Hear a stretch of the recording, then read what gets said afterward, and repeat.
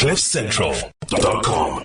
It is Friday morning, CliffCentral.com, 22 October. Bulelo and Leanne and I are here to look after you this morning. George Meany, we had Ben with us earlier.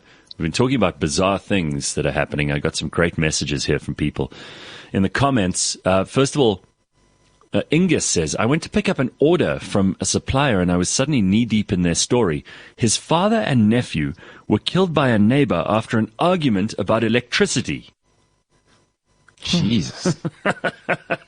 No, people are crazy. Leanne, you'll love this. Listen to this next one. Michael Erasmus says, during the early 2000s, there was a Rasta guy who lived in the forest next to the Buffalo River in Port St. John's, or the Bulolo River, in Port St. John's. He went by the name of Port St. Johnny. He had a massive scar down his chest. The story was that he was one of Dr. Barnard's early transplant patients, and he received a pig's heart. He'd been rejected by his family and the village, so he lived as an outsider. How's that? Wow. Wow. What a story. I mean, I don't know if that's true or not, but it's a great story, right? Great myth, yeah. Yes. Especially they love a story around those parts, the closets down there. Oh, yeah. But listen, boy. this is why we've got our own Brian Laundries running around here. You don't need to get your stories from America. Homegrown, Wena. Homegrown. That's what we need to pay attention to. So we were looking forward to Desmond Dube joining us just now. I mentioned that. You got any plans for the weekend, you two? No. No. I've got my mum and my sister in town, and they just turned my house upside down. So, oh God, are they staying and stuff? Staying at your house? Yeah, you know, they bring food and they stuff, and that's nice. Like I keep it tidy. But I'm loving it. I love it. I thought it would make me more anxious, but I'm loving having them here. You're being loving it. You're being looked after again for a change. Oh. No. That's nice. Loving it. No, instead of having to be the self-sustaining misery that you usually are. No, that's it. That's right. That's true. Make me a better person for 48 hours. Look who's here, Ronaldo Ghoos. I wonder if Ronaldo's campaigning is going well. Ronaldo's campaigning he's a DA council member somewhere in the Western Cape. Ronaldo, I can't remember where you are. Anyway, he's cool. Good for him. He's one of those people who doesn't let up, and he's got a show of his own, which if you haven't listened to it, it's really good to listen to. So nice to see you on the stream this morning, Ronaldo. By the way, we're still lining up, I think, one more week of election people on the Burning Platform, and then you can breathe a sigh of relief because we'll get away from the politicians for a while. But I think, he's in PE. Sorry, that's quite right.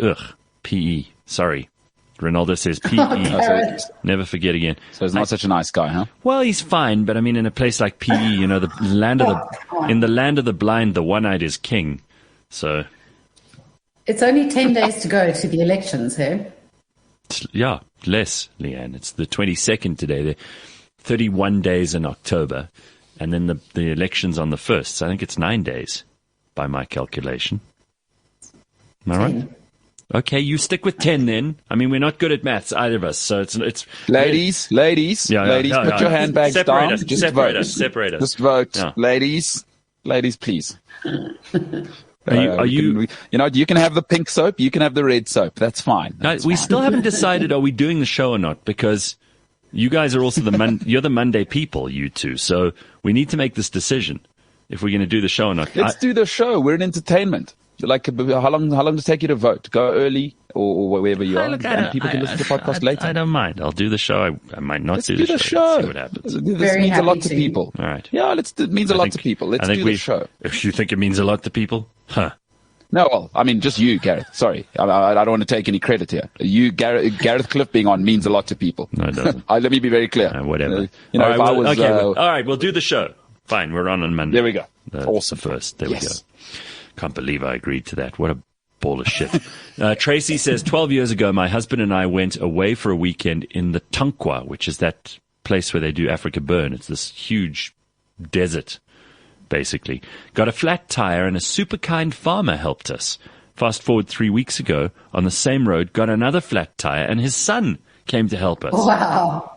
Those people are just That is serendipitous. They just live on their stoop, and they have binoculars, and they just wait for cars to break down and go and rescue them. It's all they do in Tankwa. There's nothing else going on there. Wow. It's amazing. Well, Tracy says his dad passed away since then, but my goodness, how amazing is that? Yeah, that's pretty amazing. You guys have got to let me tell you an amazing Can I tell you, story. Tracy, fool on you twice, but I mean, for God's sake, if you guys break down a third time in the Tankwa, stop going there or get a better car. Stop going to Oudtshoorn and it's boiling hot. What's wrong with you? You know, so a friend of mine, his wife was one of the top female climbers, right? Yes. And not social climbers, but actual climbing, these mountains, free climbing. And she fell at a place called Waterval Boven, right? Or Boven in the climbing community. Forgive me. She fell in Boven, broke like everything in her body, right? The very next year, right? She's in Boven again, same place, falls again. Oh my God. And she's in the ambulance. And she told me that the paramedics like, yeah, no, look, you're not going to believe this, but I mean, a lady last year, I remember taking her in the ambulance. It was just like, yeah, jeez. I'm sorry. You get to do that once. The second time they must put you down.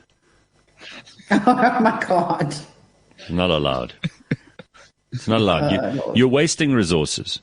There are other first-time fallers who probably need your help more as an ambulance person and paramedic and a first responder.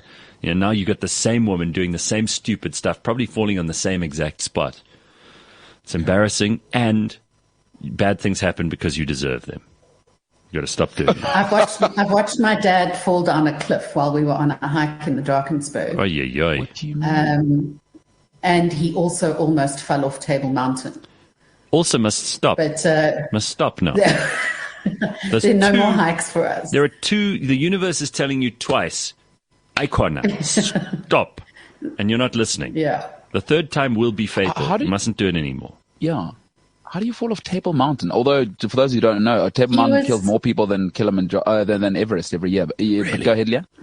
My dad I was standing next to him. We were on a family outing, and he was looking through his camera while he was walking towards the edge of Table Mountain to take a picture, and he tripped on a rock and fell forward and almost went off the edge. Oh, my God. That's terrifying. Yeah. That's really scary. And in the Drakensberg, we were on a path down a steep cliff, but it was very foresty. And you were climbing as well, right? Yeah, it was muddy. And he slipped down the side and went sliding down the side of this cliff. Good heavens. And finally came to a stop. And as soon as he did, he found a pair of smashed up old glasses that looked like they were from Revenge of the Nerds, with this thick, heavy black frame. And he picked them up and held them in the air and said, I was just fetching my glasses. Wow. Oh, Lord. Well, here's a very good point from Monica. She says, if you're falling off cliffs, you're bad at climbing. It's time to find a new thing to do. That's exactly right. Yeah. Do something more sedate. Yeah, try and tell that to athletes who have repeated. Get into collarbone sorry. injuries. Pillow fighting is more for you then. That's your new sport. I've chosen it for you. Okay. Now I'm going to Google if anyone's ever died from pillow fighting. Yeah. So as you said that, I'm trying to imagine this person I'm talking about doing pillow fighting. So Ronaldo says, what's your opinion on Dave Chappelle's latest cancel event by Netflix employees, staging a walkout today, apparently? Well, we discussed how the Netflix boss has caved on his original standing strong with Dave Chappelle and saying, let the guy tell jokes. Jokes don't hurt anybody. And, of course, the LGBTQIA++ 2S community have said Dave Chappelle must be cancelled.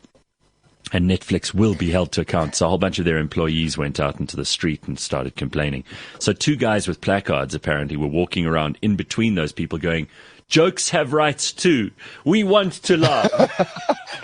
Which I think those people should be immediately hired. And Netflix should fire all those people outside complaining. Just close the doors and get Alec Baldwin to come around with a prop gun. That's what you should do. Yes. To solve your problems. So that's what just by the way, there have been deaths from pillow fighting. In 2003, a 12-year-old girl died after hitting her head during a pillow fight with her best friend. Careless. And there's another one with the headline, "I strangled her by accident in a blindfolded pillow fight." That was in Beijing. See? Okay. But so it wasn't a Dangerous professional stuff. setting, though. Yeah. Hey. Got to get the right goose down. Yeah. I don't know what to say. I'm just horrified at,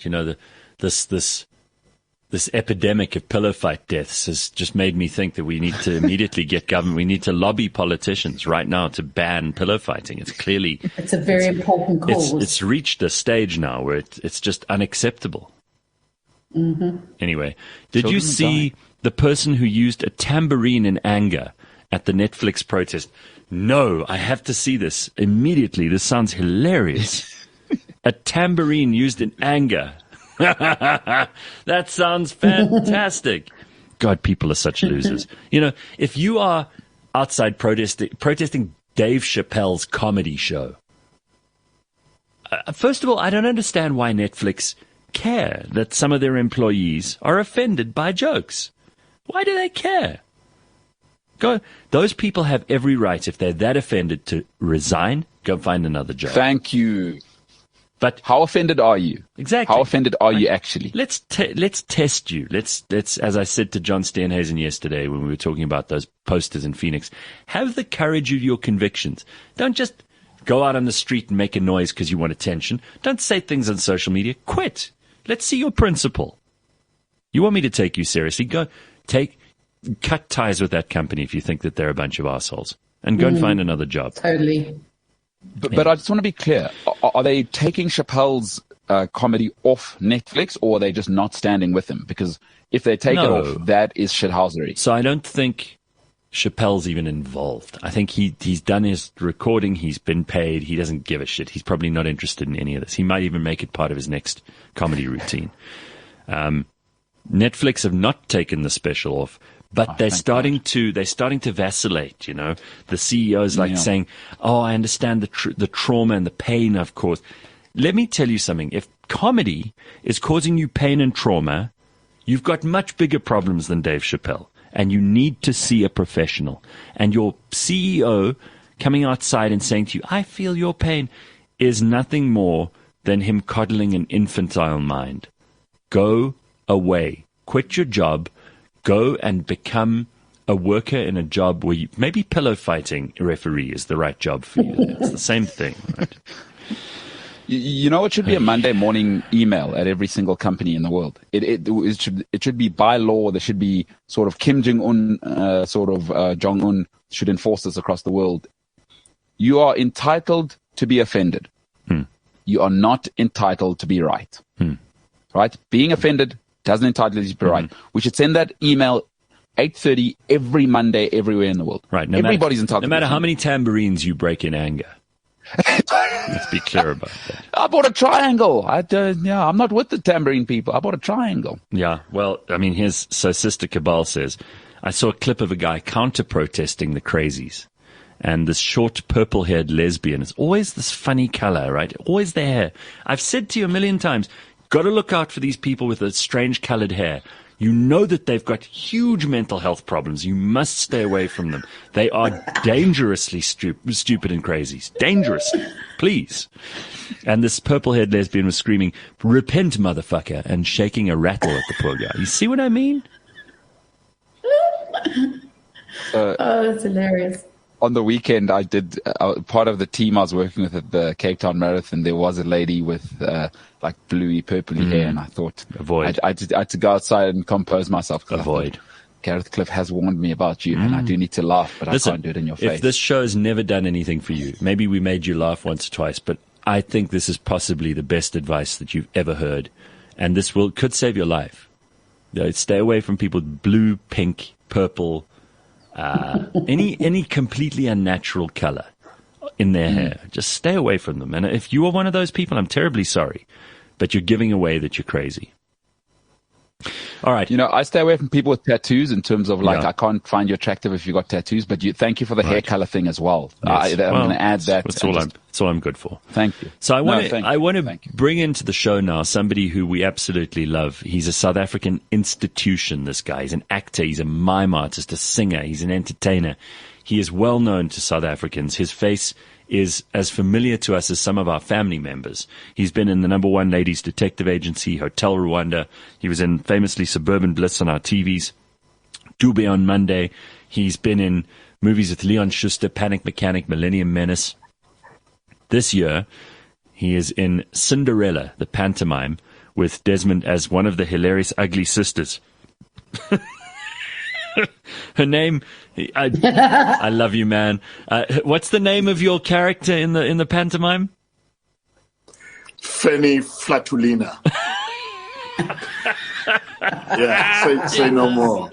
How are you? I'm just worried that you said I'm an institution, and, Yes. and it sounded like a compliment, but I know. I could tell that it wasn't. Dude, it is. I promise you. We have so much love for you. How are you, my friend?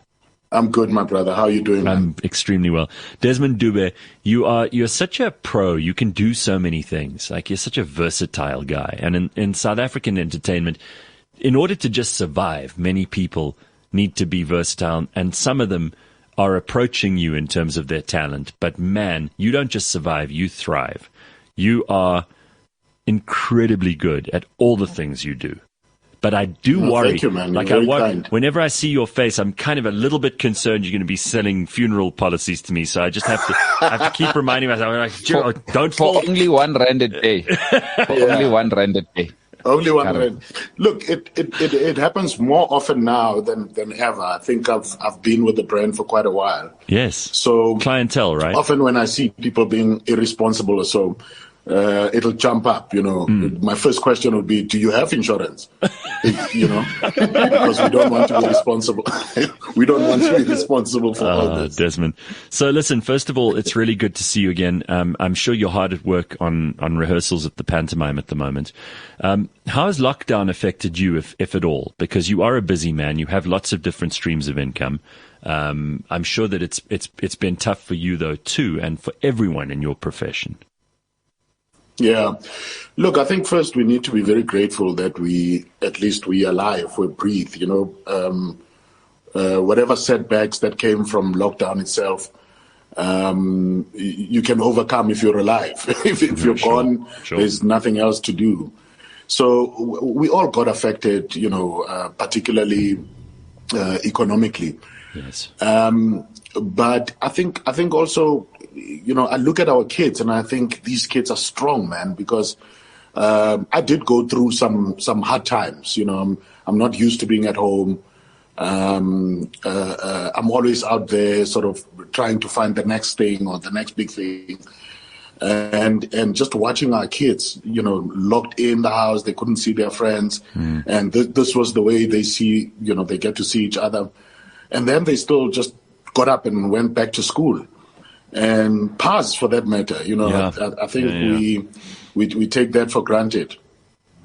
Well, I'm very glad to hear that your kids are good, and I think there are many people whose kids are they really are very strong. Hey, they're resilient.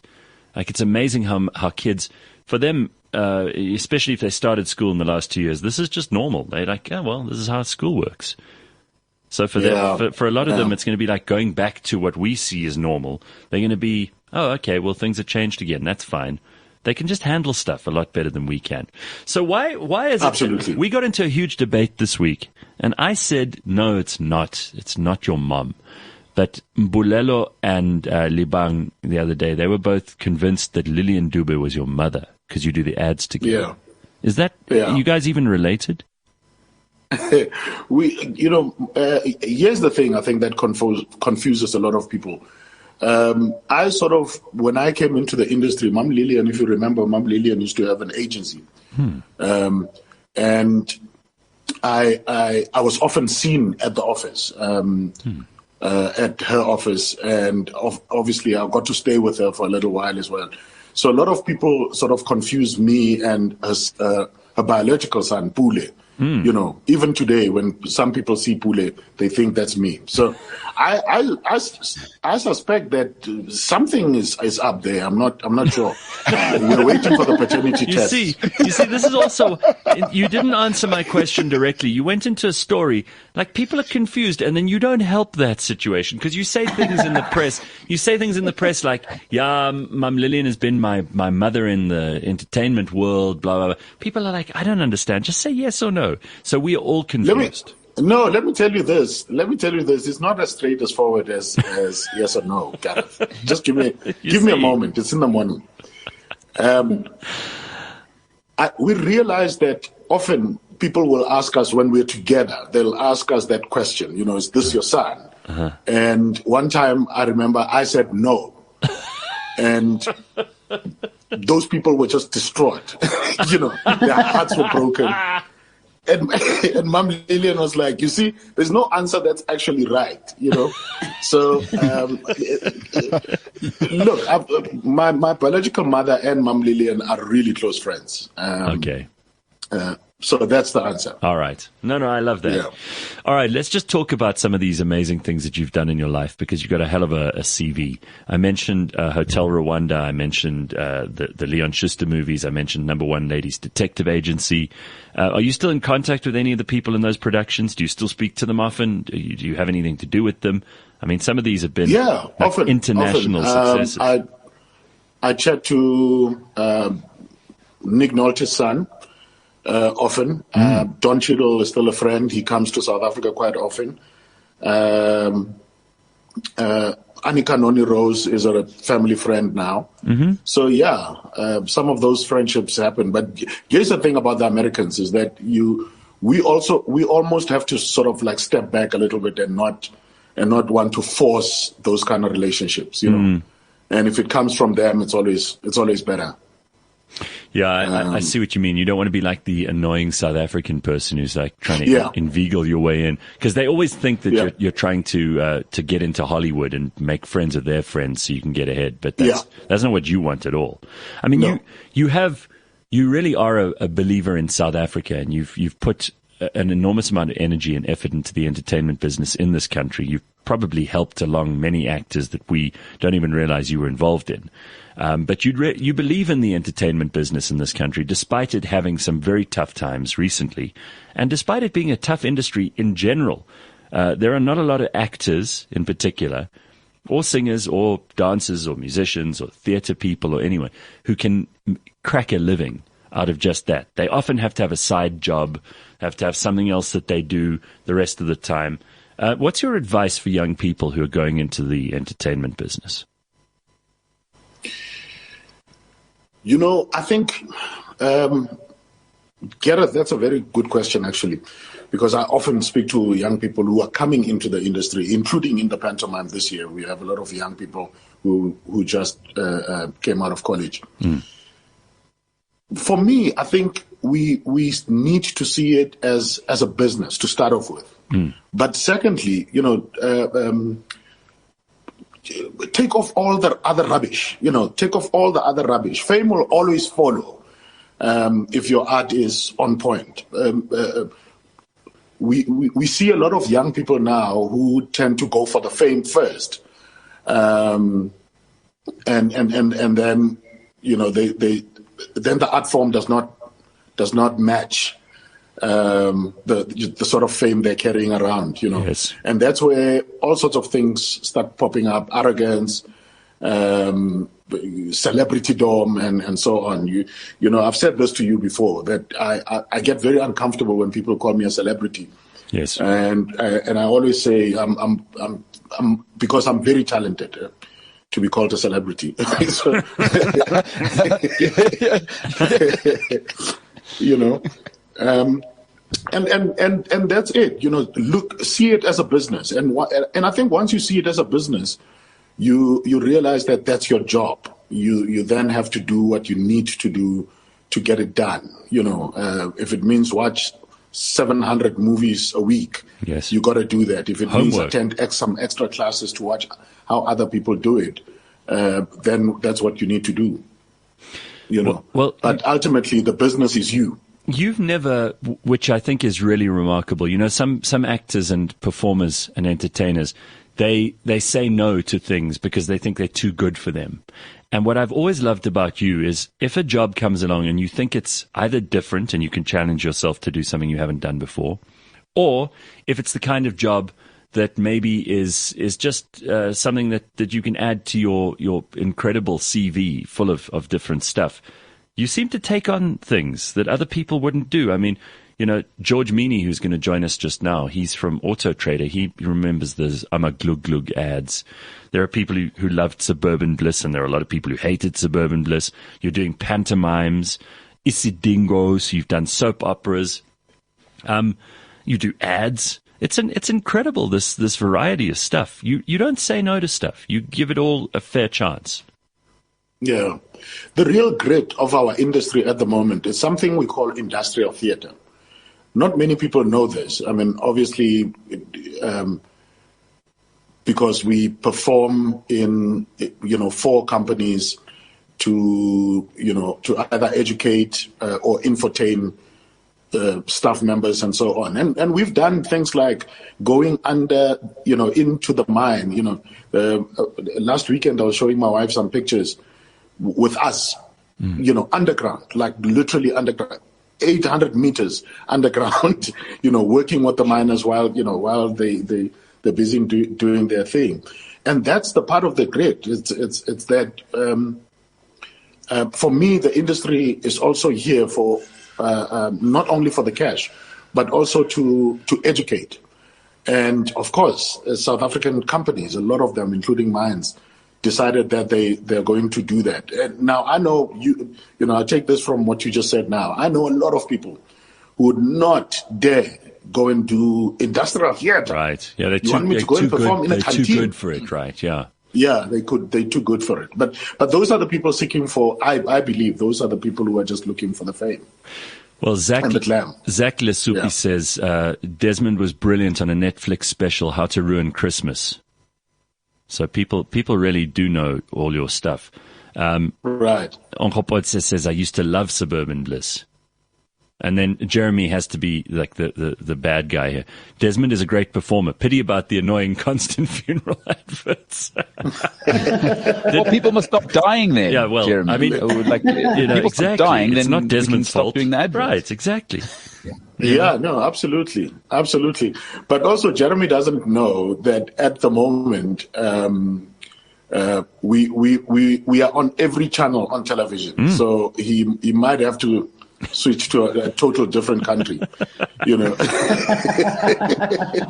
It's unavoidable. So, you might have to immigrate. No. Yeah, Desmond, I can see that jacket you've got. I don't know if you saw the Fikile Mbalula 1 million jacket thing. I mean, you've always been on point with your style. So the jacket that he had, you seem like a man who would know where he got it. So forget about what he was saying, 1 million, what. The jacket he had, you are such a stylish dude. Do you know where he got that jacket? No, I don't. Okay, just checking. Why would you even think that? I bought this from a flea market. Okay. Well, you make it look good. I thought you bought might it from know. a flea market, and then I just got my own logo onto it, to make it look good. But very impressive. No. Talking about Fikile Mbalula, I think it was so brave of all of you, actually. The people who went to that roast, Gareth. Why would you do that to yourself, my dog? No, you know what? They prevailed upon me. They'd been asking me for 3 or 4 years before then. But I remember when I arrived. Right. When I arrived there. Now you're a seasoned performer, so you probably have more patience than I do. And a lot of theater and a lot of television is hurry up and wait, right? Yeah. It's very annoying. Everybody here knows that. Anybody who's ever been in the studio audience knows how much wasted time there is on these things. Right. So we were meant to start recording at, I think, 8:00 that evening, and it was in Gold Reef City. And we arrived at like 5 or 6 to, give makeup, and you have to do some rehearsals and some prep and all the rest of it. And I was kind of excited to do it because there's some really great people on that lineup. And, I saw Skumba yesterday, who is, that guy's fantastic. He's just one of the funniest people. Skumba's the king, man. He really is.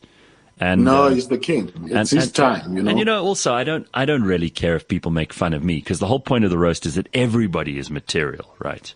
And as much as it was about Somizi, it was about everyone else as well. But what annoyed me was we only started recording at like 10:30 that night, and by then I had no energy left. I was furious. Yeah. I was irritable. I was grumpy, so I had to put on a brave face and go and deliver, because now, you're in for a penny, in for the pound, so you just have to carry on and get it done. But I actually hated doing it at the end, because I was just annoyed that hours and hours of sitting in a dressing room had gone by before anyone could get their act together and start filming this stupid thing. So by the end, it wasn't fun. And I don't know how you do this. Do you prefer theater or do you prefer TV? Oh, I mean film. Yeah. That question is very important, because when I came into the industry, I came through theater, and obviously that's where I saw myself. Theater was my thing. I just wanted to do theater.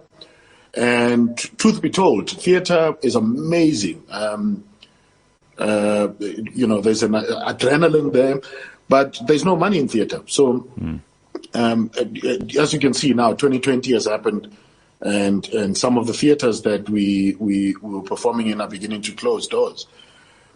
So the migration to television was actually because of Suburban Bliss. I think when I did Suburban Bliss, I kind of felt like, okay, I can have a life here. Whereas with theater, the idea was to have a life, but to also sell potatoes on the side,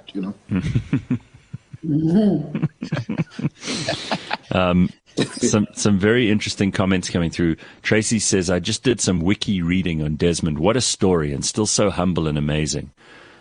Humility, you have to have humility as an actor, because actors who are arrogant, they don't get the work. People just don't want to work with them.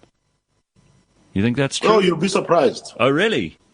No, you'll be surprised. The arrogant ones are the ones who get, because they bring stardom to the project, whatever that means. You know what I mean? Like, some producers feel like, we got to walk on our toes. All of us have got to walk on our toes to make way for the star, and that's how we're going to sell the project. It's, I don't want to turn this interview into like an ass-kissing seminar, because I respect all the work that you've done and the incredible stuff that you've achieved in your career. But there can't be a lot of actors on your level in South Africa. There can't be a lot of people who walk into a room, have instant recognition, where if you want a role, most of them are going to know if you come in, shit, there goes the role, because Desmond's here. He's going to take it. He can choose first. That happens, though. I think sometimes it happens, yeah. I mean, it happens to me. There are actors, there are specific roles that I'm called for a meeting or something. Who's higher up on the totem pole than you? There can't be many in this country. No, there's a lot of beautiful actors in our country, man. One of them has just gone to EFF. Fana Mokoena is an amazing actor. Oh, become a politician, huh? He has become a politician. Fana is one of those actors. I've been on stage with Fana. I swear on my living mom that there were moments that I would watch this guy and actually forget that I'm supposed to speak next. Yo. He's one of probably just an underrated actor in South Africa. So amazing actor. I'm guessing he's going to do very well in politics then, because if you can pull that off, people like that from a politician. That'll be good. There's very little, acting in politics. It's very similar streams. Same WhatsApp group. No, it's. I mean, politics is acting. Sometimes bad acting, but it's acting. I'll never forget you doing a version of Nkosazana Dlamini Zuma you remember that? It's hilarious. With the cigarettes. That was years ago. All right, so tell us about this pantomime, because pantomimes are ridiculous. My aunt, who's now dead, used to take us to pantomimes when we were children, because I suppose she liked them more than we did. But I always thought it was funny. It's always funny because, you got like Desmond Dube in a dress and he's putting on a funny voice. And it's kind of what the trans community are hoping for, except with more applause. And sure. I've always found pantomimes kind of, it's just good Christmas fun. It's like what people do in the festive season to go and like let loose and have a laugh. And Janice Honeyman is a genius at what she does. She's really tell good me at about it. it. She can put together an incredible cast and crew. Did you even have to be persuaded, or was it something that you thought, ugh, I don't want to do this in the beginning, but now you're loving it? How did it all happen? Yeah, it sort of creeps up on you. It's actually that's a good comment. It sort of creeps up on you because Bernard J, who is the producer, sort of knows how I met Bernard a couple of years ago. I was doing a Shakespeare, my first Shakespeare, as a guy who just came from the township. Now you can imagine, you come from the township and now you have to use thou, thee, and Bernard just thought, hey man, when this ends, we're about to go into some Christmas fun, it's a light project. You need something light. How about it, And obviously what Bernard does is that he'll get you into sort of smaller roles, where you feel like, hey, this is so cool. This is, but it's still 9 shows a week. Anyway, so that's how I got into the pantomime. And I started understanding the style because it's a very specific style, G. It's right there is where I can tell you that there's a lot of actors, even the brilliant ones, who might not be able to do that kind of thing. Well, and I've seen actors die. I've watched some pantomimes, and I watch this actor and I go, this guy is not enjoying this thing at all. I'm curious, where is that line? Because you're such an expressive person. You don't take yourself seriously when you're doing this kind of thing. So it's not like doing a movie where you have to be the character, you have to be honest, you have to, like with a pantomime, the audience are kind of in on the joke that it's all a big show, and you have to make them laugh, and humor is the important part of this. Is there ever a point where you feel like that's more fun than real acting, or where it's a bit of a betrayal of your acting roots? Because you're a serious actor. I mean, you're not some pisher who has to do this. Is it an escape? Yeah, look, I think it's a juggling act, because with pantomimes you've got to play the character. For example, the Ugly Sisters this year, we found who's the other ugly sister, by the way? It's Ben Foss. He's really ugly. No, I'm kidding. He's a lovely, handsome, tall-looking guy. So Ben Foss and I is the tall sister and the short sister. Man, it's just wrong. It's just wrong. It's wrong at all levels. Like when Ben and I are standing together, you're already starting to crack up before we even put the dresses on. I'm just picturing it and I'm starting to laugh. Jesus, it's going to be funny. Listen, I hate and we've got an amazing cast pantomime as well. I can't stand pantomimes, but I would come and see you doing this. That would be the reason I'd go. Man, please do. Just to see you, even when you open your eyes up like that, and I can just see you doing stupid stuff on. I'm just going to love it. So there we go. This year, this year we also, because of COVID and so on, we decided to actually go more South African with the pantomime, which is what our audiences haven't seen. Because normally what happens is that if the UK had done Cinderella, the following year we will do Cinderella, because then we rent their sets, and we get their wardrobe as well, and so on. So because of COVID, the UK didn't have a pantomime last year, neither did we. So this year we're sort of going sort of deep-rooted South African style in terms of this pantomime. It's our own glitz, great. If you may. That's great. Yeah. So I've got some comments for you here, some compliments. Reisebek says, you haven't aged a bit, Desmond. That's nice. These people are very kind, man. Okay. I've aged down here. Down here. I'm sucking up like crazy at the moment. Michael says, true what Desmond says, life is a pantomime, and we can just see that even the good actors can fail at it. Ruth says she's booking tickets next week. It's going to be lots of fun. Oh man! So are you allowed to have full capacity in the theaters, or you have to go half? No. We still follow COVID rules, and maybe that is an important comment, because I think friends of mine were telling me that they were looking for tickets for November already. They couldn't get. So, because of COVID regulations, people need to get their tickets quite early this year. Right. But I feel so happy, man, to just know that families will gather again. You know what I mean? Like outside That's good. their back gardens and little balconies, they can now go to the theater with their kids and laugh and sing along with one another. Well, here's some feedback you might not have got before from Palesa. Palesa says, I'm grateful for the clientele ads. They helped me explain my actuarial science studies to my grandparents. See? Right. Changing lives, Desmond. You're changing Right. lives. That's very, very good. Right. That's something I never thought of. Vinesh says, Desmond, you were chilling in Reka. Oh, See, lots of people just love it. yeah. COVID. Reka was a very special project for me as well. How to Ruin Christmas.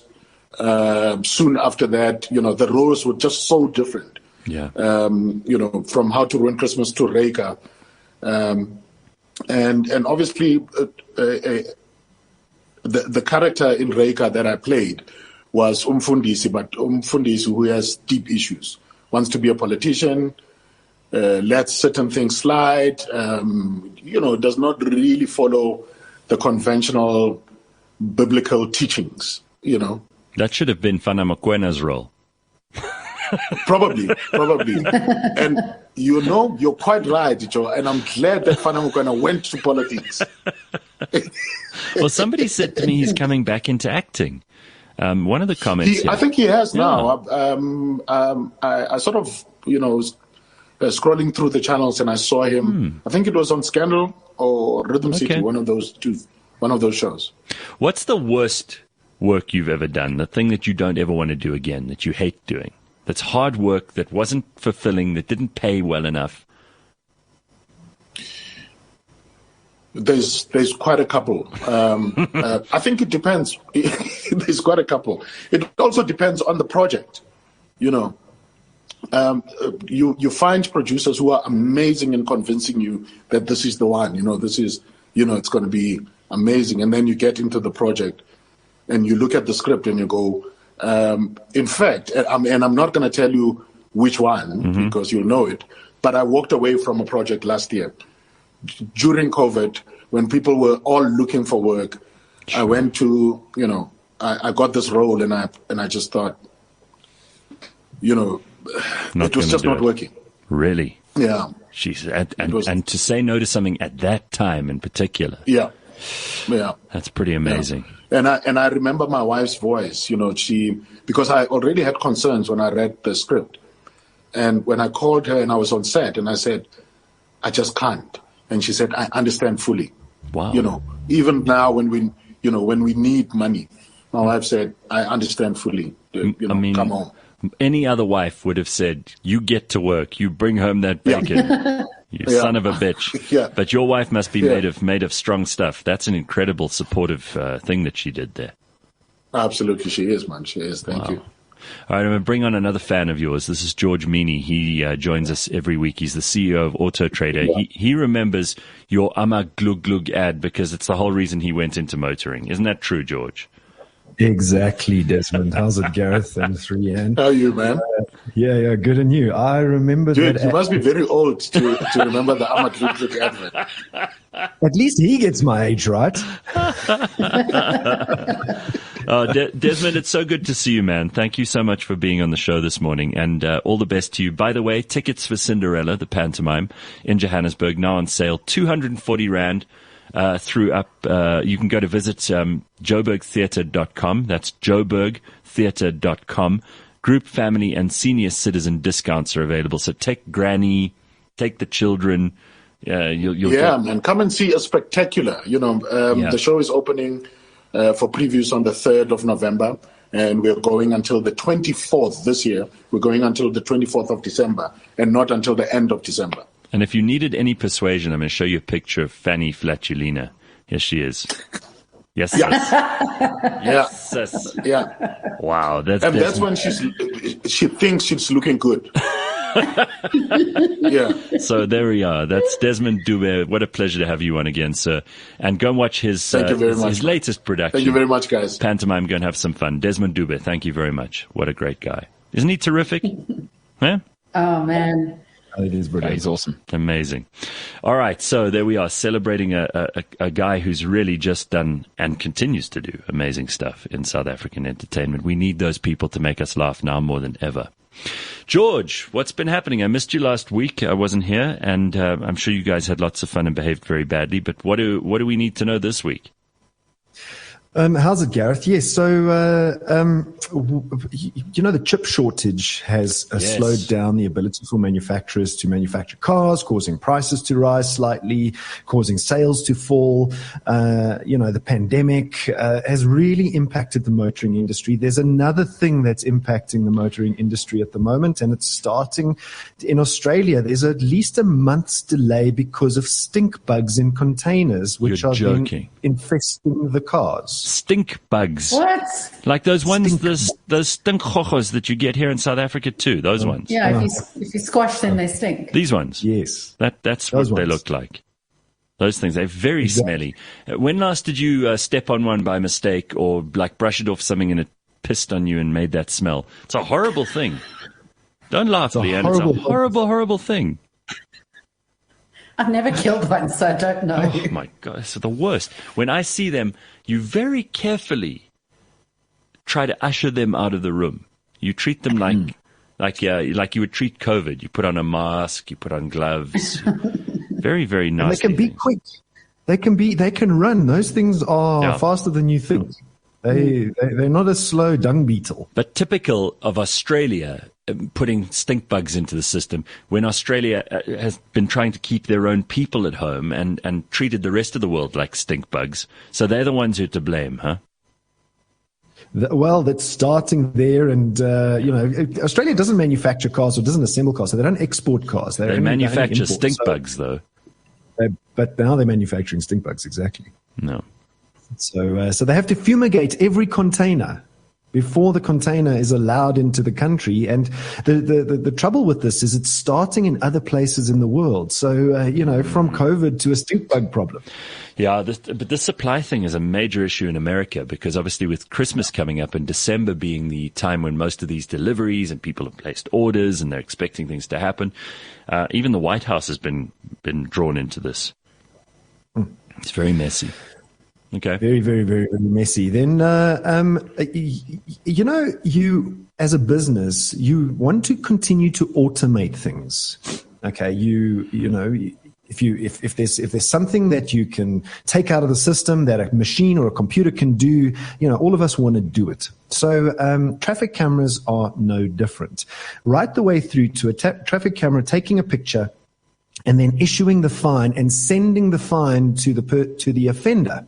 Yes. And in the UK, this gentleman by the name of David Knight was sent a fine for driving in the bus lane. Now, you're not allowed to drive in the bus lane in the UK. Yeah. And the CCTV camera sent him a picture of a lady walking down the road with a T-shirt on that said knitter. Yes. When his license plate was KN19TER. Right. And the traffic camera mistook this T-shirt for his number plate. So here's the woman in the T-shirt. She's walking along the road, and that. So people thought because this is his number plate, and there's the knitter on her T-shirt, and they gave him a fine. 9. Yeah, because the 9 is covered by that bag of hers that she's wearing over her shoulder. Yes. Yeah. Oh my God, this is the kind of thing that would happen to Leanne. Imagine what me. It would probably be me in the photograph. Yeah, yes. so that's what I mean. You'd be in the photograph. But imagine receiving that in an envelope in your post, going, "What?" George, people are talking about this petrol price thing. Ruth says the petrol price is going sky high. What can we expect? Do you have any advice on that front? I mean, the reason is demand and supply. I mean, besides the oil companies really controlling the petrol price, internationally, it's a demand and supply issue. We're not driving enough to create, a situation where there's enough demand. So what happens in a situation like that? Petrol prices rise. So it's not a surprise that petrol prices are increasing, and plus our exchange rate is part of the problem. Well, Thurence wants to know, in the Western Cape, are there these rumors going around, are they true, about a shortage of petrol at petrol stations, especially in the Western Cape? I haven't heard of this. No, I heard that while I was down there. I was there on the weekend, George, like people were talking about it. It's also the first I hear of it. I wouldn't worry about it, Thurence. I think most people in the Western Cape just are boring and have nothing to talk about. So I think that's why they talk about the petrol price. Don't worry about that. It's not a thing. Yeah, please. Besides this knitter problem, a speed camera in France snapped a picture of a cyclist on the Tour de France exceeding the speed limit. So this is not only in the UK. And so a local sporting goods store sent long distance runners out to test this camera, and they ran past the camera, and the camera photographed the runners as well. Okay, so here's what we do. And you have to run more than 60 k's an hour. Well, no. Apparently some speed limits are much lower. So Corona's Boring says you could totally troll people by getting their number plate printed on a T-shirt and then running up and down past a camera in a very slow zone. That's a good idea. It'd be the perfect way to break up with someone. Like I've always said, the way to do it is you like take the back of their earrings, but this is the next level of like screwing you long term, right? Oh, it's awesome. You take the back of their earrings. So you know when earrings, like you have to connect earrings. I don't know what it's called. The butterfly at the back, yeah. Yeah, the butterfly. Yeah, you take those. Little inconvenient things when you break up with someone. You should take those from her drawer. You thought through this? You are a psychopath. Oh yeah. What a strange, vindictive, mean, spiteful thing to do, Mbulelo. Like to steal the back of their earrings. You son of a bitch. What a compliment. I've never been impressed. I've never been less impressed with a human being than I am with you right at the moment. That is so childish. This is genuinely one of the nicest things anyone's ever said about me. Yeah. What you've just said now. Oh my God. Oh, horrible person. Thank you. I brought you coffee yesterday. That's the last time I'm doing that. No, you offered me sugar though, and I was not happy about that. Oh. That was like honey. Talk like, about a gift horse in the mouth. George, Leanne, everybody else. If I brought you a cup of really good coffee from a coffee shop which I know Mbulelo approves of, because he's very important, he approves of certain. So I bring him this coffee. Right, it's a nice cappuccino that's been lovingly made by a guy called Socks down the road at a coffee shop.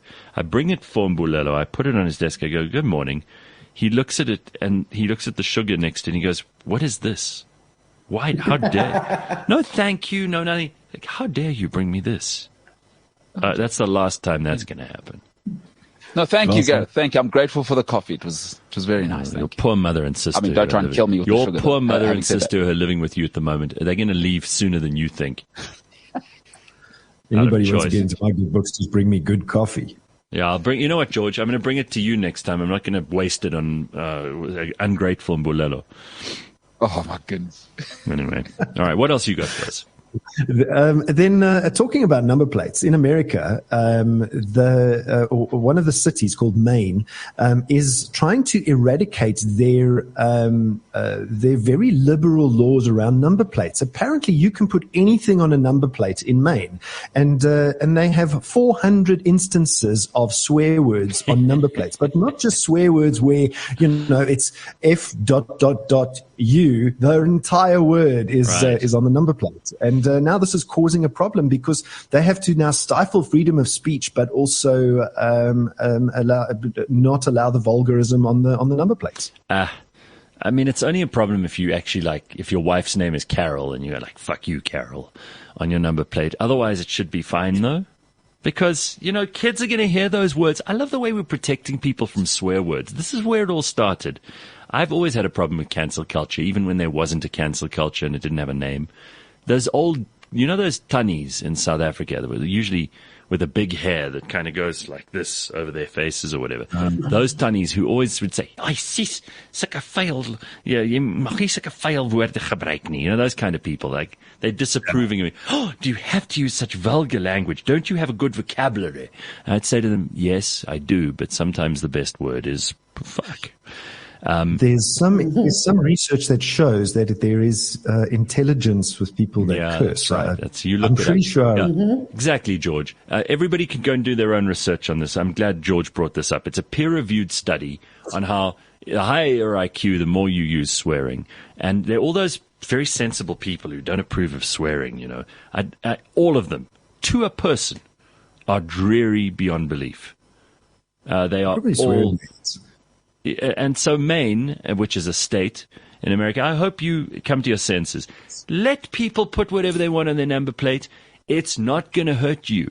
And if your children see it, you don't have to cover their eyes, because guess what? When they go to school, someone's going to use exactly that word while they're at school. I have a theory around swearing that, for me, it makes logical sense. I'm probably going to get into trouble for saying this, but so what? So would you give your child alcohol if they're underage? The answer is generally no. Okay. Don't answer that one, Gareth. The answer is generally no. You wouldn't give your child alcohol. It's illegal, blah, blah, fish-based. Okay. So would you hide the bottles? Probably not. You try and teach your child that drinking underage is a bad idea. Right. So when you hide something from a child, what do? They seek it out. That's right.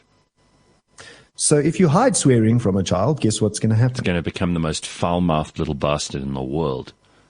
And they're not going to swear in front of you, so you're never going to know. Yeah, exactly. Well, Kenny says, I mean, this is, so we know where Kenny's coming from. Please don't swear on the show. You're making a noise to us and we don't want to follow. Your discussion is very important. As a rule, there should be no vulgar language on the show. Let's use good language. Okay, Kenny. I apologize. We will reform. Kenny, you're right. So rude.